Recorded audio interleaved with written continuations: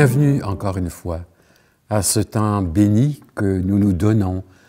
La joie de nous arrêter dans notre vie et de considérer qu'il y a des tâches quotidiennes, il y a des corvées qu'on doit faire, il y a des obligations, mais il y a aussi cette capacité de faire une halte, de nous arrêter dans les saisons de notre vie, dans des moments forts ou dans des moments qui nous bousculent et qui nous amènent à chercher profondément qui vit en moi? Quel est ce Seigneur de ma vie qui m'appelle? Toujours dans le sens de l'importance de la communauté et du don de l'autre, qu'on a commencé à revoir la dernière fois. Je reprends un autre chant, un chant d'unité. Seigneur, rassemble-nous dans la paix de ton amour. Tu es notre espérance parmi nos divisions. Plus haut que nos offenses s'élève ton pardon. Seigneur, rassemble-nous dans la paix de ton amour. Heureux le cœur des pauvres qui cherchent l'unité, heureux dans ton royaume les frères rassemblés. Seigneur, rassemble-nous dans la paix de ton amour. Fais croître en notre attente l'amour de ta maison, l'esprit dans le silence fait notre communion. Seigneur, rassemble-nous dans la paix de ton amour.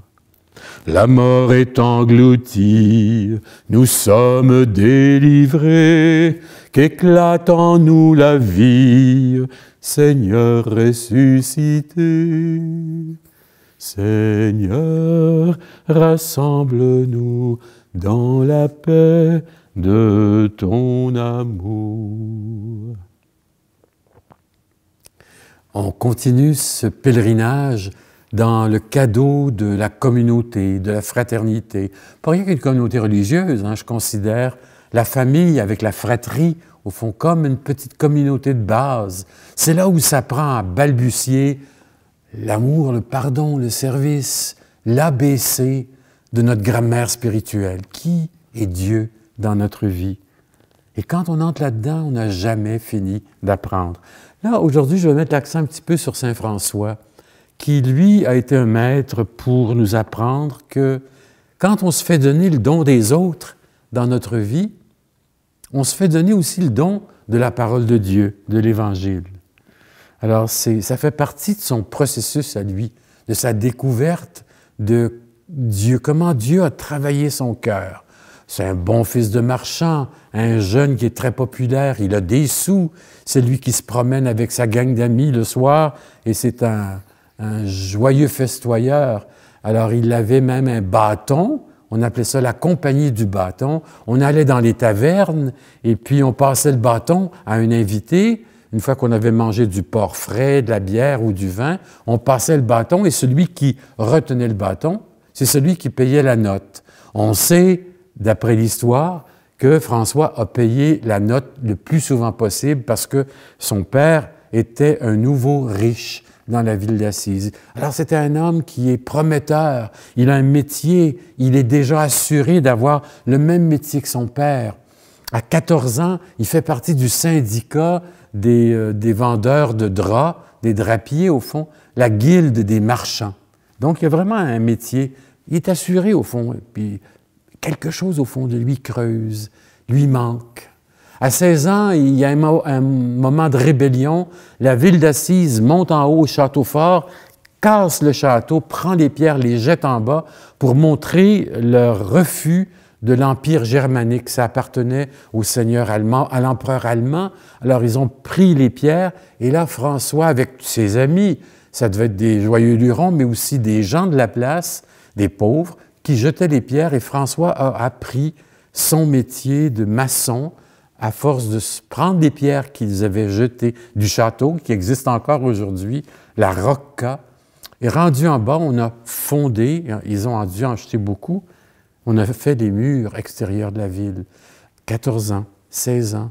Mais au début de la vingtaine, il y a un vide. Un vide, et puis il commence par dire, et ça c'est dans son testament, « Voici que le Seigneur a changé ma vie. » La vue des lépreux m'était répugnante. Il se bouchait le nez.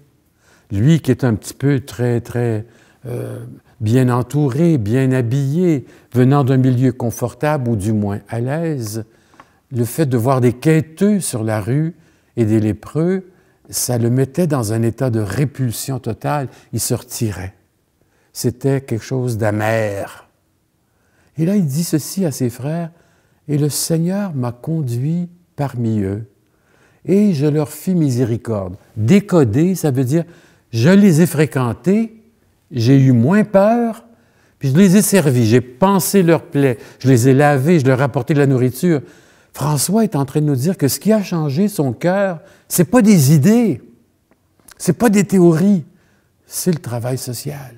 C'est le service des plus pauvres de la société. Quand on était lépreux, à ce moment-là, il y avait comme une espèce de requiem, de service funèbre qui était officiel. La personne déclarée lépreuse ou contagieuse, on lui demandait de sortir des murs de la ville. On lui demandait de creuser sa fosse, son trou, d'entrer dedans. Et on disait des prières, et on lui donnait une gamelle, une soucoupe, une tasse pour dire « Dorénavant, tu vas aller quêter ta pitance d'une porte à l'autre. » Puis on lui donnait une crécelle, une sorte de sonnette, pour avertir les autres que tu es en chemin avant d'aller frapper aux portes des maisons ou des fenêtres. La contagion. Pensez à COVID. COVID nous a mis dans des états d'âme, des fois, d'avoir peur des autres pour être contaminés. Pas rien que le masque. Se reculer, moins fréquenter les autres. Alors, François fait partie de ce monde-là, mais en mourant, ce qu'il choisit de dire à ses frères, c'est comment Dieu a changé son cœur. Tout de suite après, il attend un petit peu, il quitte un peu les activités mondaines, travaille toujours à la boutique de son père, mais continue ses fêtes, mais de moins en moins. Son vide se creuse en lui. Il fréquente non seulement les lépreux, mais les pauvres. Il donne l'argent de son père, qu'il n'a pas gagné, lui. Alors, c'est facile hein, de faire la charité avec l'argent des autres. François, il vit comme ça, puis tout d'un coup, il se rend compte qu'il doit faire plus. Et là, dans son testament, il dit ceci.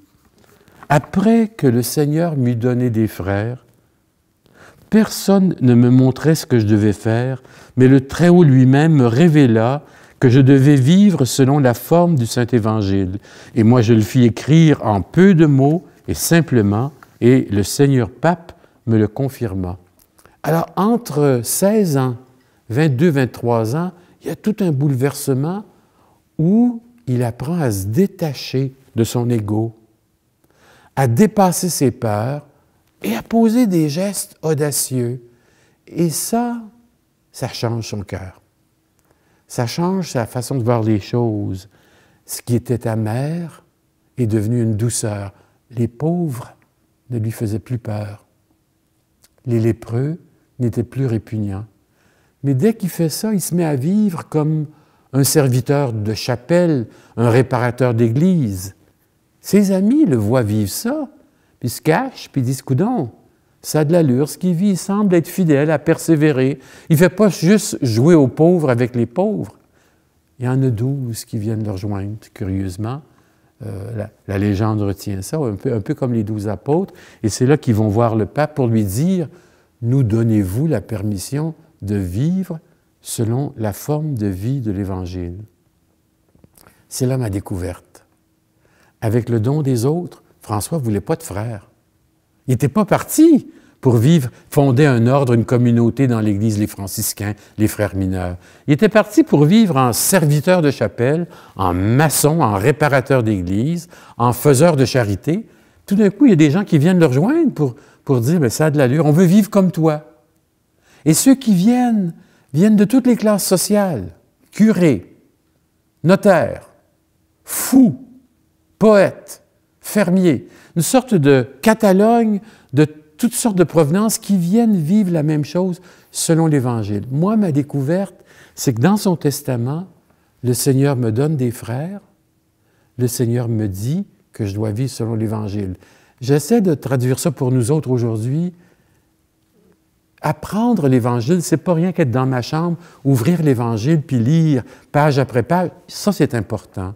Ou venir à la messe le dimanche, d'entendre la proclamation de l'Évangile, d'entendre l'homélie ou les commentaires qu'on en fait, mais aussi les autres qui font partie de mon paysage réel, de mon réseau de solidarité de foi. Les autres m'apprennent la saveur de l'Évangile, la force de l'Évangile. Le don des autres m'ouvre à l'Évangile. Je rencontre dans ma vie des personnes qui sont des évangiles vivants, qui me disent qu'est-ce que ça veut dire pardonner alors que tu n'en as pas le goût, alors que tu es blessé jusqu'aux tripes. Qu'est-ce que ça veut dire quand il y a des gens que tu aimes, quand il y a des pauvres qui viennent frapper à ta porte, pas les pauvres que toi tu choisis, on va les amener manger à telle place, je leur donne de l'argent, des pauvres qui te choisissent toi, qui viennent te déranger, te bousculer dans ton horaire, dans ton portefeuille, dans ton écoute. Alors ça, c'est quelque chose qui n'est pas facile à recevoir, à digérer et à comprendre. Le Seigneur donne des frères à François et il fait pour nous autres la même chose, à tous âges de la vie. Si vous regardez les moments forts de votre vie, vous allez vous rendre compte qu'il y a sur votre route des personnes qui arrivent comme des allumeurs de conscience, des prophètes. Et pour parler comme l'Évangile de dimanche dernier, des gens qui s'étonnent, comment se fait-il que Jésus parle avec autant d'autorité? Pas comme l'autorité des curés, des scribes, des prêtres du temple ou de la synagogue. Dans notre vie, il y a des personnes d'autorité qui ont allumé quelque chose en nous, une passion, un intérêt, une joie, une capacité d'ouvrir la conscience. Des gens qui nous amènent vers une ouverture de l'âme, de la prière. C'est ça le don des autres qui vient avec le don de la parole. Pas rien que la parole avec l'encre et le papier. La parole qui passe à travers nos tripes. Hein. Quand on dit « aimez-vous les uns les autres comme je vous ai aimé », c'est bien beau ça. Mais si on oublie le « comme je vous ai aimé », c'est-à-dire aimer l'autre comme à la manière de Jésus, c'est une parole vivante. C'est le « comme » qui fait toute la différence. Et aimer comme soi-même, c'est-à-dire commencer par s'accueillir, s'accepter, réaliser d'où on vient, se pardonner si possible. François a découvert que c'est le Très-Haut, le Seigneur, qui l'amène à découvrir qui il est, moins de répulsion pour les pauvres, une sorte de victoire morale, et que l'Évangile vient avec le don des hommes et des femmes que Dieu a mis sur sa route. C'est curieux que dans son testament, au lieu de parler de « j'ai pleuré, j'ai fait la charité, j'ai réparé des églises, j'ai pris du temps avant d'ouvrir mon cœur, mon père… » Au lieu de raconter ça dans son testament, la première chose qu'il raconte à ses frères, c'est le travail social, la présence de charité aux lépreux. Les lépreux sont devenus ses frères.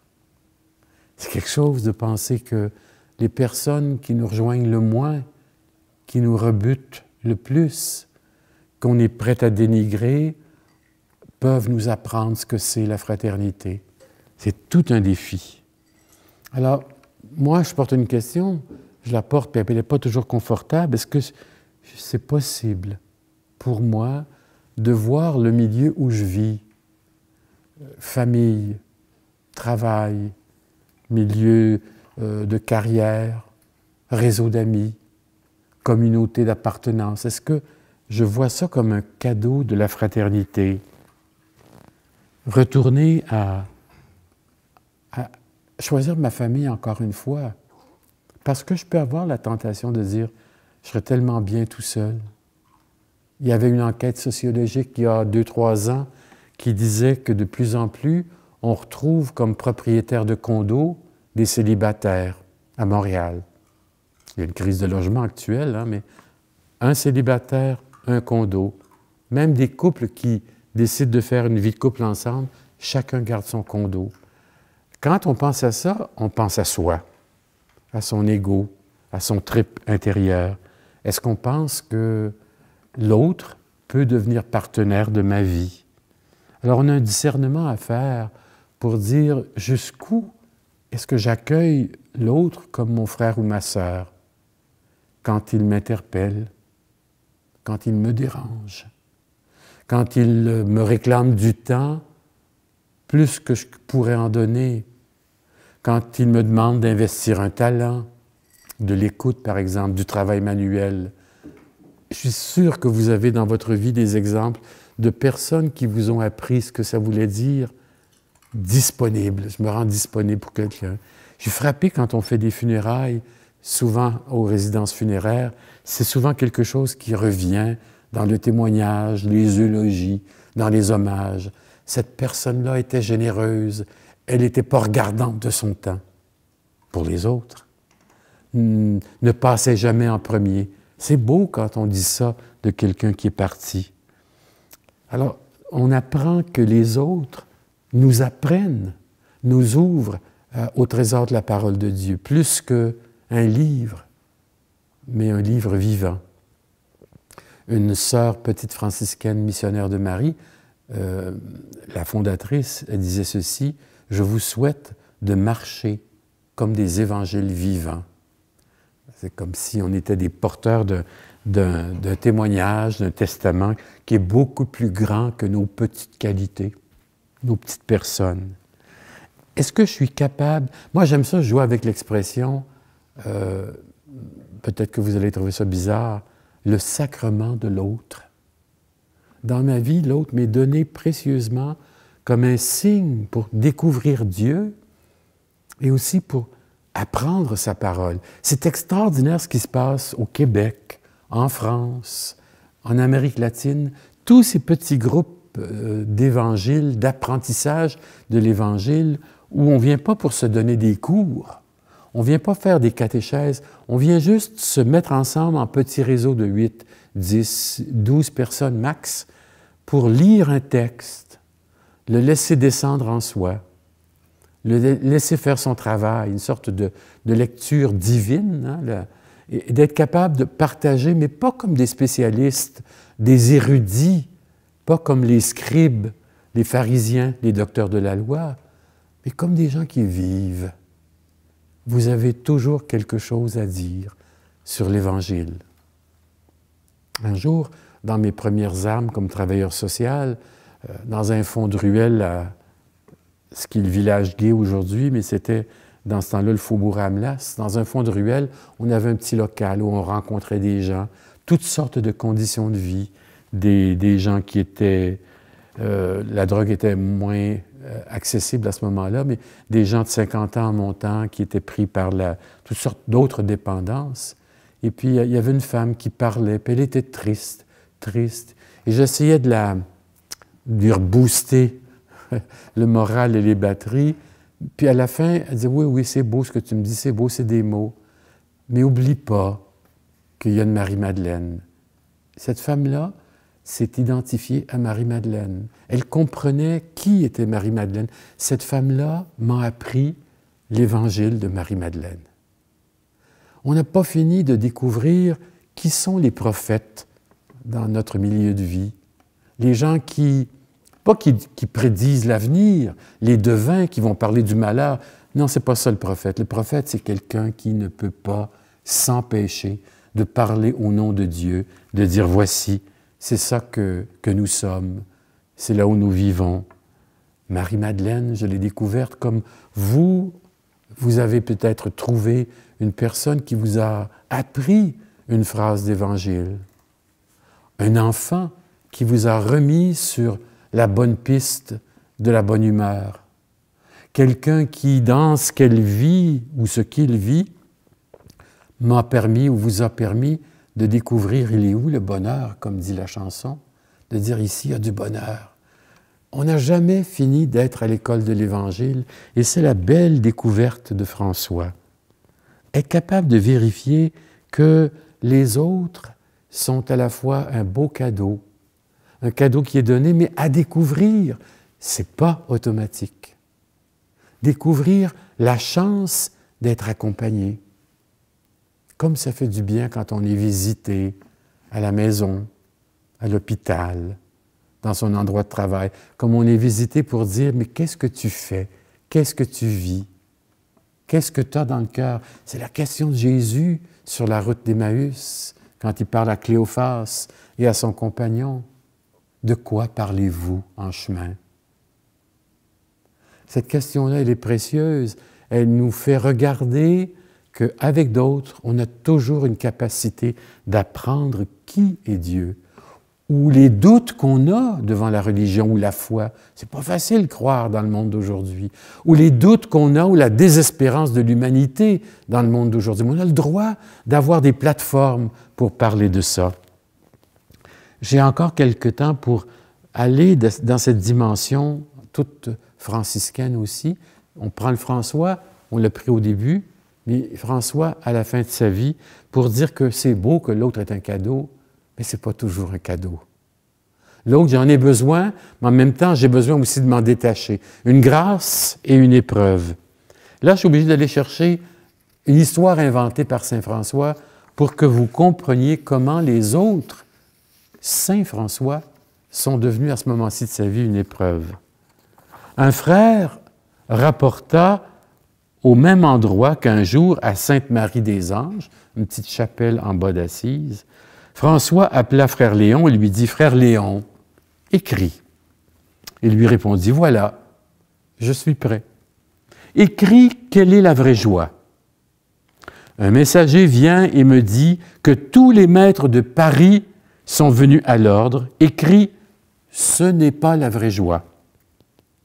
De même, tous les prélats d'Outremont, archevêques et évêques, de même le roi de France et le roi d'Angleterre, écrit « Ce n'est pas la vraie joie. » De même, mes frères sont allés chez les infidèles, comprenez les musulmans ici, les infidèles, et les ont tous convertis à la foi.